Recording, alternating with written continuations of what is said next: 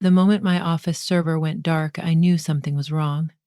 Not just a flicker of bad code or a glitch in the system, something deliberate, malicious. My name is Emily Harper, and at 34, I've built a life as a cybersecurity consultant in Portland, Maine, where the salty air and jagged cliffs feel like home. But that morning, as I stared at the blinking red alert on my screen, my gut twisted. Someone had breached my firewall, and they weren't just after data, they were after me. I leaned back in my chair, the hum of my office in Portland's Old Port District fading as I scanned the damage. Client files were intact, thank God, but one folder had been ripped open, a private directory labeled Family Grants. My heart sank. For years, I'd been quietly funneling money to my parents, mortgage payments, car repairs, even my sister Lily's startup loans, through an anonymous LLC. No one knew, not my parents, not Lily, not even Aunt Clara, the only person in my family who ever gave a damn about me. But now, someone had cracked my system and exposed it all. The question wasn't just how, it was why. I pushed my glasses up and rubbed my temples, trying to shake the unease. My office, with its exposed brick walls and view of the harbor, usually felt like a fortress. Today, it felt like a trap. I ran a diagnostic, fingers flying across the keyboard, but the intruder had covered their tracks. No IP address, no signature. Just a single taunting message left in the code. Secrets don't stay buried, Emily. My breath caught. This wasn't a random hack. This was personal. I should have known better than to think my family would stay out of my life. For years, they'd treated me like a ghost, invited to fewer holiday dinners, left off group texts, forgotten on birthdays. My parents, Diane and Robert, always had excuses. It was a small gathering, or we didn't think you'd want to come. Lily, my younger sister, was worse. She'd roll her eyes when I talked about my work, dismissing my cybersecurity career as tech nonsense. They had no idea I was pulling six figures, owned 2 luxury condos in downtown Portland, and held the deed to our family's historic lighthouse property up the coast. I never bragged. I didn't need to. But their ignorance stung, and I kept hoping, stupidly, that one day they'd see me. That hope flared when the invitation arrived. It was a week after the hack, and I was still on edge, triple-checking my systems and sleeping with a baseball bat by my bed. The envelope was thick, cream-colored, with gold calligraphy that screamed money. "You are cordially invited to the wedding of Lily Harper and Ethan Caldwell," it read, June 10th, at the Cliffside Yacht Club.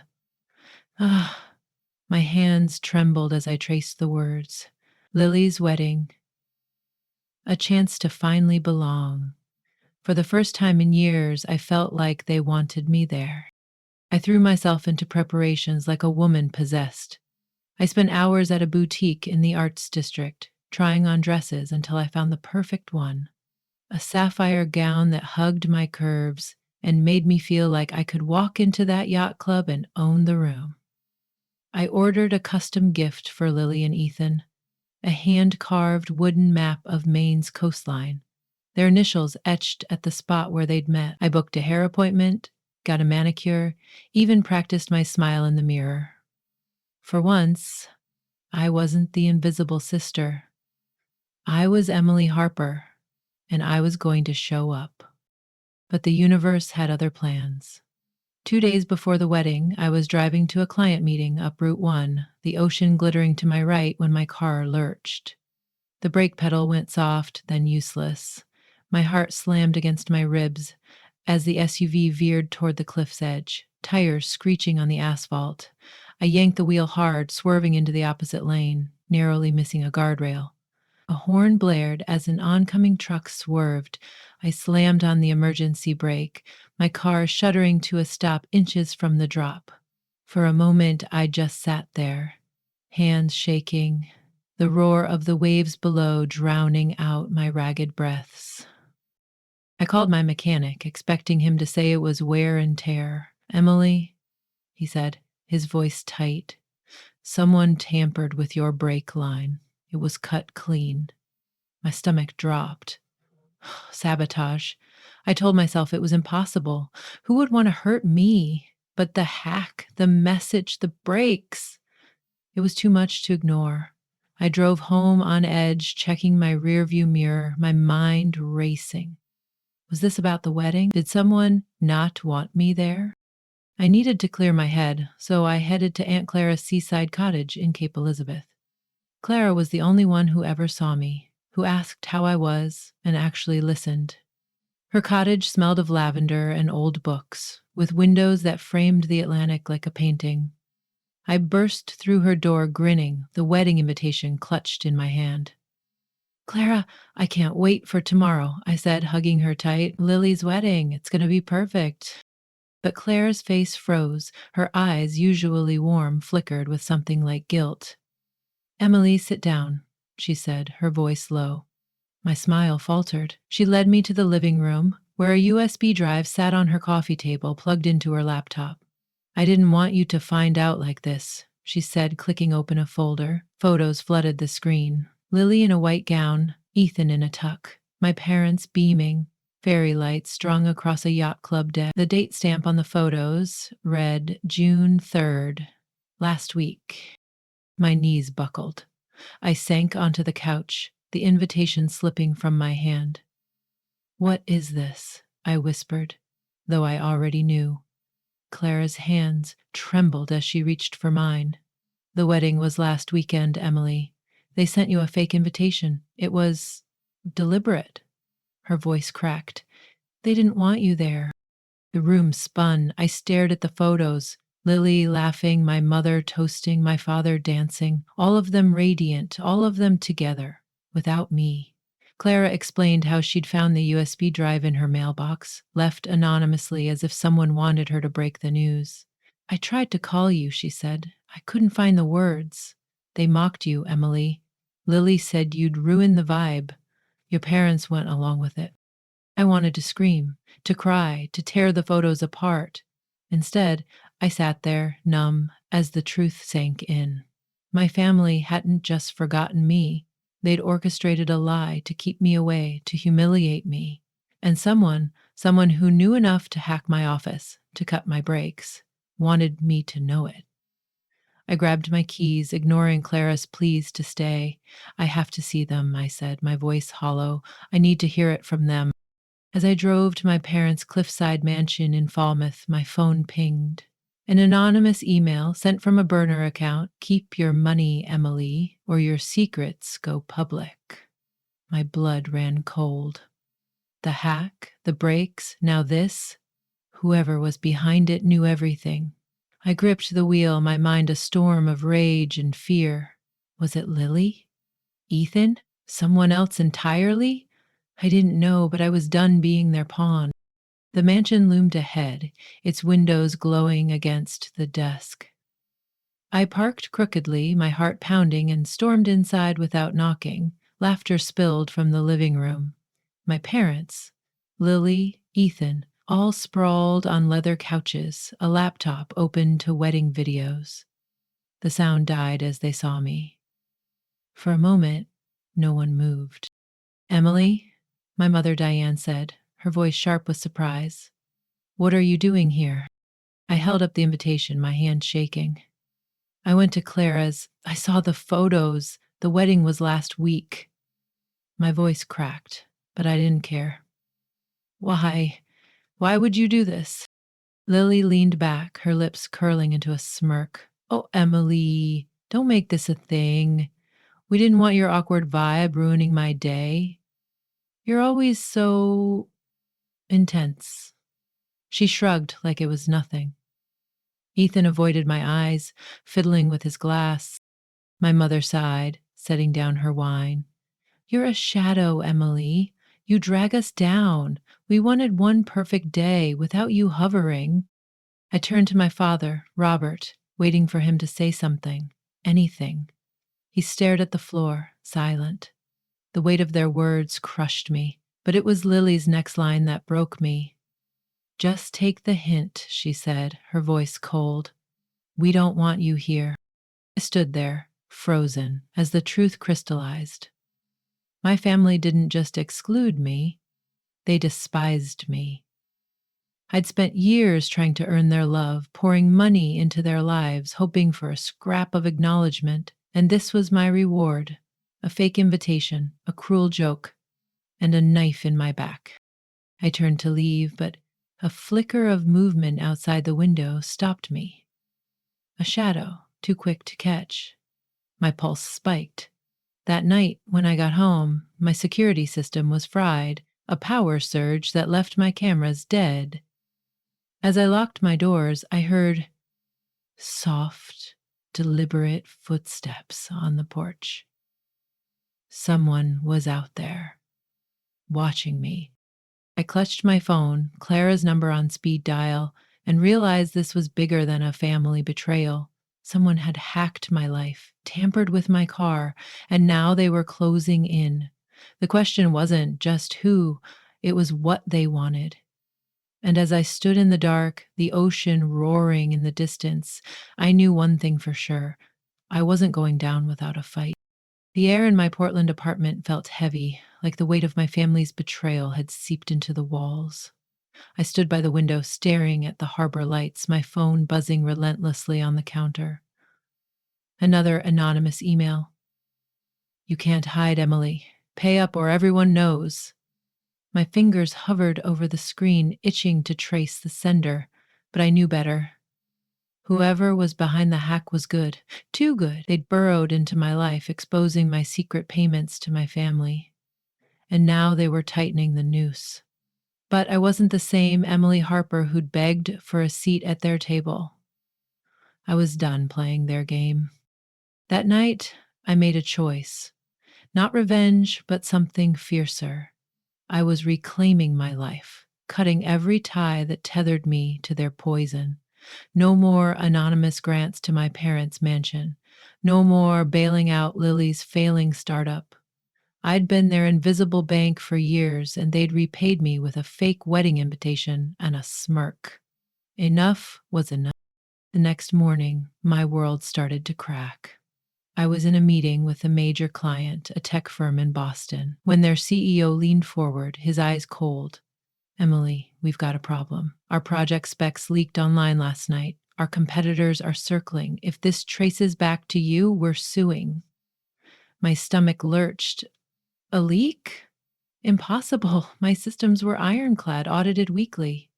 I stammered an apology, promising to investigate, but the damage was done. As I left their office, my phone lit up with a text from an unknown number. "Told you secrets don't stay buried." The hack wasn't just personal anymore. It was professional, and it was bleeding into everything I'd built. I called Rachel Cohen, my attorney, from the car. Rachel was a shark in a pantsuit with a knack for cutting through chaos. "This is targeted, Emily," she said, her voice steady over the line. "The hack, the leak, the threats. Someone's trying to dismantle you. We need to lock down your assets and get ahead of this." I agreed, giving her access to my LLC records, which detailed the condos I owned in Portland and the lighthouse property up the coast. That lighthouse, inherited from my grandparents, was my secret pride, a historic beacon I'd restored with my own money. My parents lived there, oblivious to the fact that I held the deed. They'd never asked, and I'd never told them. As Rachel worked, I drove to my office, my mind racing. Who was doing this? Lily with her venomous smirk? Ethan, her shady fiance who'd barely looked at me during the confrontation? Or someone else, someone who knew too much? I was so lost in thought that I didn't notice the shadow trailing me in the parking garage. It was late, the concrete cavern empty except for the hum of fluorescent lights. Then I heard it. Boots on pavement. Too close. I spun around, and there he was, a masked figure, all black, lunging at me with a glint of metal in his hand. I screamed, dodging as a knife grazed my jacket. Adrenaline surged, and I bolted for my car, fumbling with my keys. He was faster, grabbing my arm, but I swung my laptop bag, catching him in the face. He stumbled, and I dove into my car, slamming the locks. Tires screeched as I peeled out, my heart hammering. In the rearview mirror, he was gone. I didn't sleep that night. Instead, I gathered evidence. Screenshots of ignored family texts, the fake wedding invitation, the USB photos from Clara's cottage, every slight, every exclusion. It was a paper trail of emotional abuse. Rachel used it to file for a restraining order against my parents, Lily, and Ethan. "This is airtight," she said. "The court will see the pattern." I nodded, but my mind was elsewhere. Another email had arrived, this one with a photo of me in the parking garage, taken from above. "Next time you won't run," it read. I forwarded it to Rachel, my hands shaking. This wasn't just about family anymore. Someone wanted me broken. Or dead. The restraining order was granted within days, but the fallout was immediate. I was at my desk when Clara called, her voice trembling. "Emily, you need to see this." She sent me a link to a social media post. Lily's post. "My sister, Emily Harper, stole from our family to fund her career," it read, complete with doctored bank statements showing transfers from my LLC to my accounts. The comments were brutal. "Family traitor." My phone buzzed with notifications as the post went viral, clients and colleagues piling on. I felt like I was drowning. Lily had twisted my generosity into theft, and the world was eating it up. I froze my financial support that day. No more payments for my parents' mansion, no more loans to Lily's startup. My mother called, her voice shrill through the speaker. "You're destroying us, Emily. We're your family." I laughed, a bitter sound even to my own ears. "You erased me," I said. "I'm just making it official." I hung up, but the victory felt hollow. Lily's texts followed, each one a dagger. "I'll ruin you. You'll regret this. Watch your back." I blocked her number, but the unease lingered. Was she behind the attacks? Or was Ethan pulling strings? His silence during the confrontation felt too calculated, too deliberate. A week later, my father emailed a formal apology sent through Rachel to comply with the restraining order. "I failed you, Emily," he wrote. "I let Lily and your mother push you out. I'm sorry." I read it 3 times, searching for sincerity, but the words felt like too little, too late. I didn't respond. I couldn't, not when my life was unraveling. The next blow came at a cafe in the old port. I was meeting a colleague, sipping coffee, when my vision blurred. My chest tightened, and I collapsed, the world fading to black. I woke up in the ER, a doctor leaning over me. "You were poisoned," she said, "trace amounts of cyanide in your coffee. You're lucky to be alive." Lucky. The word echoed as I lay there, tubes in my arm, my mind racing. Someone had gotten close. Too close. I thought of the masked figure, the hacked server, the emails. This wasn't random. This was a hunt. Rachel doubled down, hiring a private investigator to trace the threats. Meanwhile, I turned my attention to the lighthouse. My parents had lived there for years, treating it like their retirement home, unaware that I'd bought out their share when they nearly lost it to foreclosure. They'd never thanked me, never asked how I afforded it. Now I was done playing the silent benefactor. I told Rachel to prepare an eviction notice. "Are you sure?" she asked. "This will burn every bridge." I nodded. They burned them first. The decision felt right, but the consequences hit hard. A major client, spooked by the social media smear campaign, dropped me, citing reputation issues. My inbox filled with cancellations for an industry conference I was set to keynote. The tech world was turning its back, and I was fighting to keep my career afloat. But I wasn't backing down. Not now. The eviction day arrived, cold and gray, the lighthouse stark against the stormy sky. Rachel and a sheriff met me at the property, the wind whipping my hair as we approached. My father opened the door, his face gaunt, his hair whiter than I remembered. "Emily," he said, his voice breaking, "this is our home." Rachel handed him the notice, but I spoke first. "It's mine," I said. "You're done." My mother appeared behind him, her eyes blazing. "You're heartless," she spat. "After everything we've done for you?" I laughed, the sound raw. "Everything. You lied to my face. You knew about Lily's plan." That's when I saw it. A flicker of guilt in my father's eyes. Rachel had found emails buried in my hacked server, proving my parents had approved the fake invitation. They'd laughed about it, called me delusional for thinking I'd be welcome. I held up the printouts, my voice steady. "You don't get to play victims." The sheriff stepped forward, but a crackle stopped us cold. Smoke curled from the lighthouse's base, flames licking up the wooden stairs. "Get out!" I shouted, pulling my parents away as the fire roared. We stumbled onto the lawn, coughing as sirens wailed in the distance. The lighthouse burned, and with it, my last tie to them. I locked eyes with my mother, her face pale. "This wasn't an accident," I said, my voice low. "Arson." I had no proof yet, but I knew. They vacated the property within 30 days, and I sold the charred remains to a developer. The money meant nothing. What mattered was the freedom.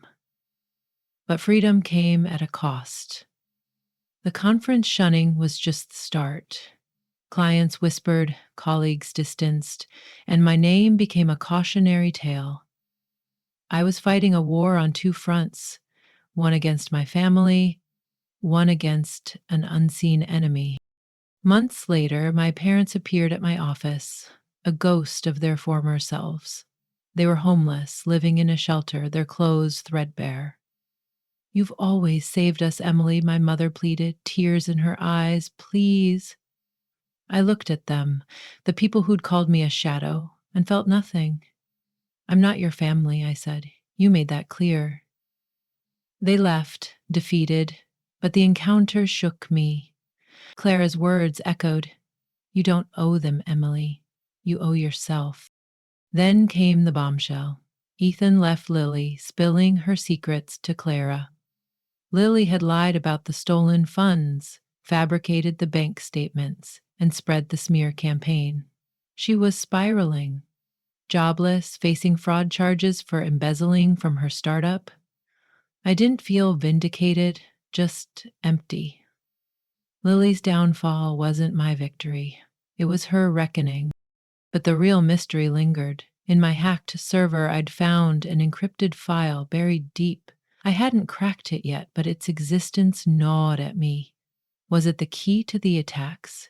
Did Lily orchestrate the break sabotage, the poisoning, the fire? Or was Ethan, with his quiet menace, the mastermind?